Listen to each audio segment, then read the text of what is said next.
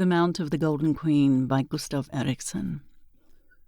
Once upon a time, a lad who tended the cattle in the wood was eating his noontide meal in a clearing in the forest. As he was sitting there, he saw a rat run into a juniper bush. His curiosity led him to look for it, but as he bent over, down he went, head over heels, and fell asleep. And he dreamed that he was going to find the princess on the Mount of the Golden Queen, but that he did not know the way. The following day he once more pastured his cattle in the wood, when he came to the same clearing, and again ate his dinner there. And again he saw the rat and went to look for it. And again, when he bent down, he went head over heels and fell fast asleep. And again he dreamed of the princess on the Mount of the Golden Queen, and that in order to get her, he would need 70 pounds of iron and a pair of iron shoes. He awoke, and it was all a dream, but by now he had made up his mind to find the Mount of the Golden Queen, and he went home with his herd. On the third day, when he led out his cattle, he could not reach the clearing of his happy dream too soon. Again the rat showed itself, and when he went to look for it, he fell asleep, as he had done each preceding day. And again he dreamed of the princess on the Mount of the Golden Queen, and that she came to him and laid a letter and a band of gold in his pocket. Then he awoke, and to his indescribable surprise, he found in his pocket both of the things of which he had dreamed, the letter and the band. Now he had no time to attend to the cattle any longer, but drove them straight home. Then he went into the stable, led out a horse, sold it, and bought 70 pounds of iron and a pair of iron shoes with the money. He made the thole pins out of the iron, put on his iron shoes, and set forth. For a time he travelled by land, but at last he came to the lake which he had to cross.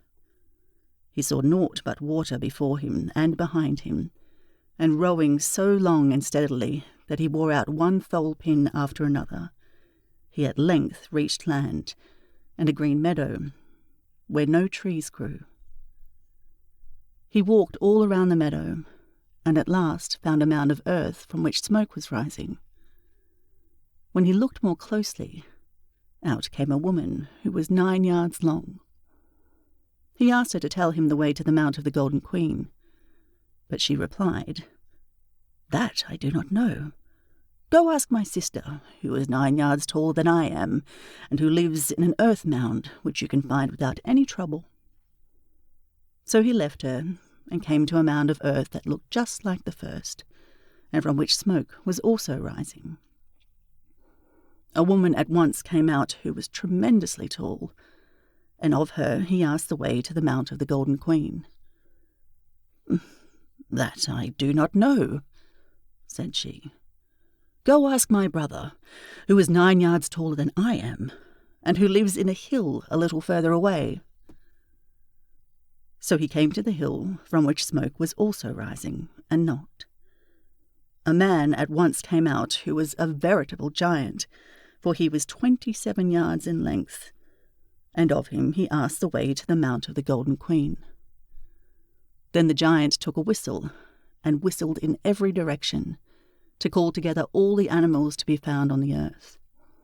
And all the animals came from the woods, foremost among them a bear. The giant asked him about the Mount of the Golden Queen, but he knew nothing of it. Again the giant blew his whistle in every direction to call together all the fishes to be found in the waters. And they came at once, and he asked them about the Mount of the Golden Queen, but they knew nothing of it. Once more the giant blew his whistle in every direction, and called together all the birds of the air. They came, and he asked the eagle about the Mount of the Golden Queen, and whether he knew where it might be. The eagle said, "Yes."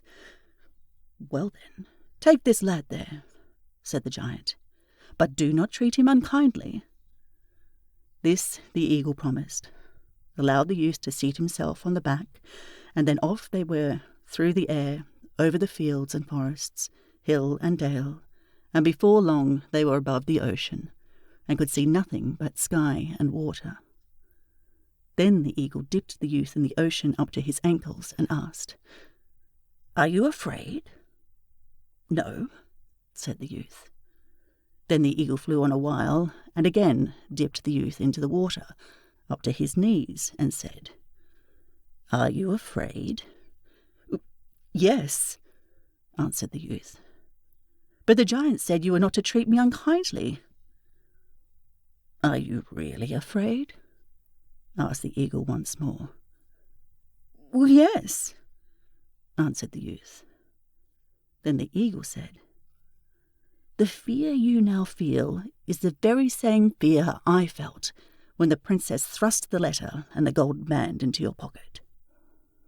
And with that they had reached a large, high mountain, in one side of which was a great iron door. They knocked, and a serving maid appeared to open the door and admit them. The youth remained and was well received, but the eagle said farewell and flew back to the native land. The youth asked for a drink, and he was at once handed a beaker containing a refreshing draught. When he emptied it and returned the beaker, he let the golden band drop into it. And when the maid brought back the beaker to her mistress, who was the princess of the Mount of the Golden Queen, the latter looked into the beaker, and behold, there lay a golden band which she recognized as her own. So she asked, "Is there someone here?" And when the maid answered in the affirmative, the princess said, "Bid him come in." And as soon as the youth entered, she asked him if he chanced to have a letter. The youth drew out the letter he had received in so strange a manner, and gave it to the princess. And when she had read it, she cried, full of joy, "Now I am delivered!" And at that very moment the mountain turned to a most handsome castle, with all sorts of precious things, servants, and every sort of convenience, each for its own purpose. Whether the princess and the youth married, the story does not say. Yet we must take for granted that a wedding is the proper end for the fairy tale.